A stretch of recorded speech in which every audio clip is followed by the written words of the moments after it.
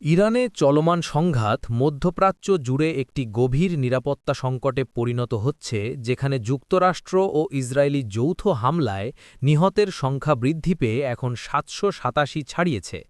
আন্তর্জাতিক সংবাদ সংস্থা ও বিভিন্ন আন্তর্জাতিক উৎসের তথ্য অনুযায়ী ইউএস ও ইসরায়েলি বিমান হামলা ও নিক্ষেপ অভিযান ফেব্রুয়ারি ২৮ থেকে শুরু হয়ে গত কয়েক দিনে ব্যাপক আকারে চলেছে।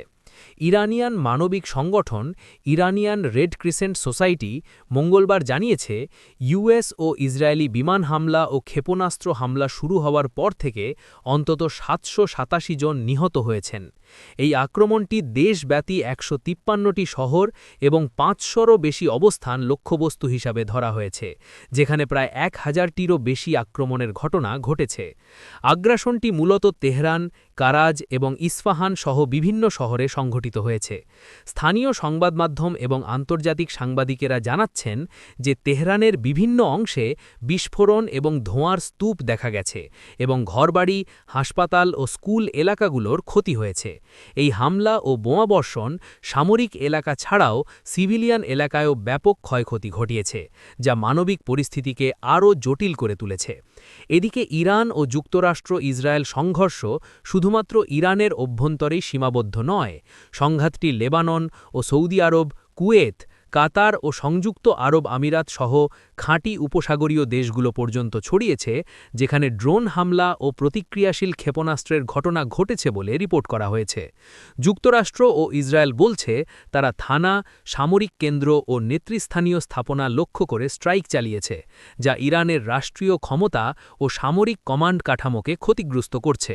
ইসরায়েলের প্রতিরক্ষা বাহিনী দাবি করেছে যে তারা তেহরানে প্রেসিডেন্ট কার্যালয় সহ অন্যান্য গুরুত্বপূর্ণ স্থাপনায় বারবার বোমা নিক্ষেপ করেছে, যদিও মার্কিন ও ইসরায়েলি উভয়ই জানিয়েছে তারা সিভিলিয়ান লক্ষ্যবস্তুতে আক্রমণ করেনি।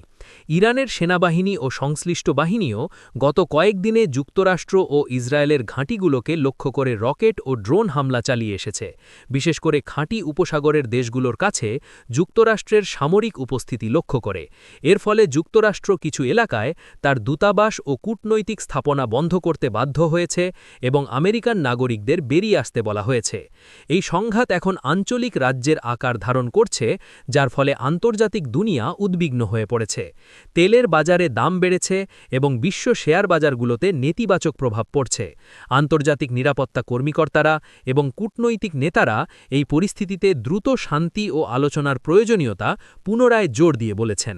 সংক্ষিপ্তভাবে, ইরানে এখনও পর্যন্ত ৭৮৭ জন নিহত হয়েছেন এবং সংঘাত দীর্ঘমেয়াদী যুদ্ধের সম্ভাব্যতায় প্রবেশ করছে, যা মধ্যপ্রাচ্য ও বৈশ্বিক নিরাপত্তার জন্য বড় হুমকি হিসাবে বিবেচিত হচ্ছে।